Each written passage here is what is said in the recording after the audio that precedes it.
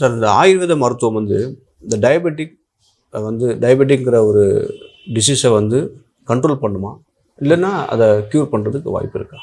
Modern டைமில் பார்த்தோம்னா diabetics வந்து ஒரு 2 டைப்பில் வரும். டைப் 1 டைப் 2 சொல்லுவோம்.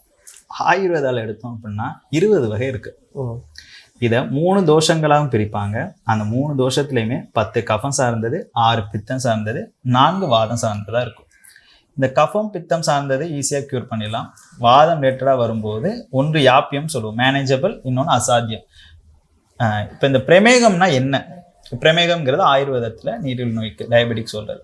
இப்போ டயபெட்டிஸ்னால் நம்ம உடலில் நம்ம சாப்பிட்றோம், புரிகிற மாதிரி சொன்னால் கார்போஹைட்ரேட் நிறையா சாப்பிட்றோம். இப்போ அந்த குளுக்கோஸ் எல்லாம் எனர்ஜியாக கன்வெர்ட் ஆகும்.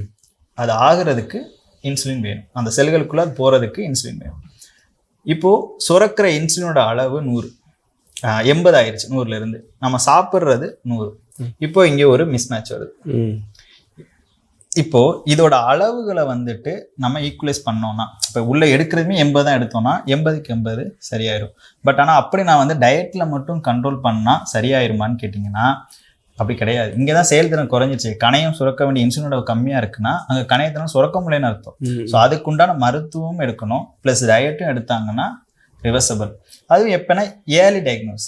இப்போ நம்மக்கிட்ட ஒரு கிரானிக்காக ஒரு 10 வருஷம் 15 வருஷம் கண்டிப்பாக மெடிசன் எடுத்துட்டு இப்போ வந்து எனக்கு வந்து க்யூர் பண்ணி கொடுங்கன்னா ஆயுர்வேத மேஜிக் எதுவும் இல்லை, இட்ஸ் ரியாலிட்டி.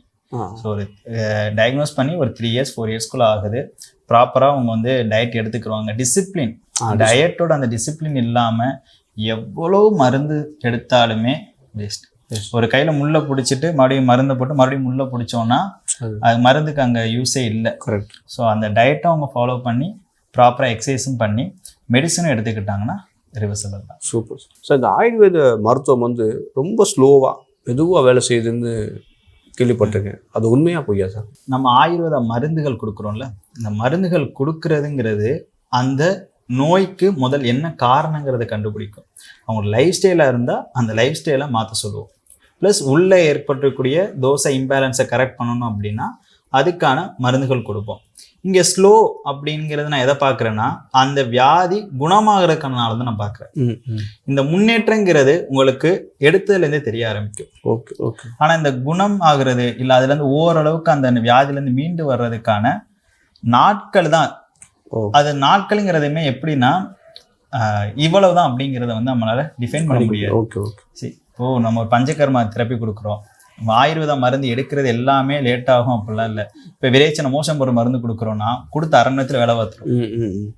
அந்த அளவுக்கு ஸ்பான்டேனியஸாக வேலை பார்க்கும். நம்ம எந்த ஒரு காரணத்துக்காக மருந்து கொடுக்குறோன்னு இருக்கு. அவங்களோட டோட்டல் கோஷ்டமே, அவங்களோட கிரகிக்கிற தன்மை, கிரகணி எல்லாமே வந்துட்டு ரொம்ப கம்மியாக இருக்குது அப்படின்னா ஃபர்ஸ்ட் அவங்களோட அக்னியை தான் மாற்றணும்.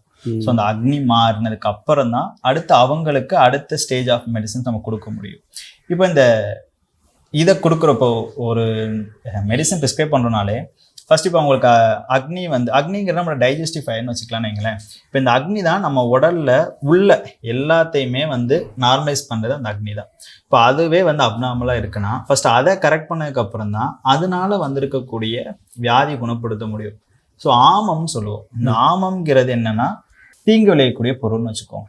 அதனால தான் நம்ம உடம்புல வந்துட்டு வியாதிகள் வரும். இந்த அக்னி வந்து மாறிடுச்சுன்னா ஆமம் உண்டாகும். ஆமம் எந்தெந்த பகுதிகளில் போயிட்டு ஸ்தான சம்சயம்னு சொல்லுவோம், அதாவது எந்த பகுதியில் போயிட்டு அக்குமெட் ஆகுதோ அந்த இடத்துல இருக்கக்கூடிய தோஷங்களோட சமநிலையை மாற்றிடும், வியாதி வரும்.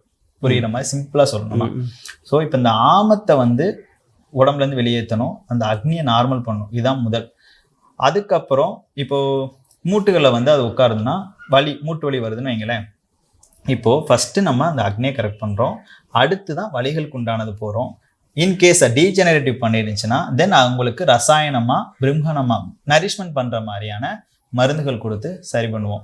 ஸோ இந்த ப்ராசஸ் தான் டைமே தவிர உங்களுக்கு அந்த ரிசல்ட்டுக்கான இதுங்கிறது, அந்த ப்ராக்னோஸ் ஆகிறது, அந்த இம்ப்ரூவ்மெண்ட் எல்லாம் உங்களுக்கு மெடிசன் எடுக்க நல்லாவே தெரியும். Okay okay okay. இன்ஸ்டன்ட் ரிலீஃபுங்கிறது வந்துட்டு எதிர்பார்க்கக்கூடாது. பட் லாங் டேர்மாக எடுக்கும்போது நல்ல ஒரு ஃப்ரீடம் இருக்கும். Okay, sure sir.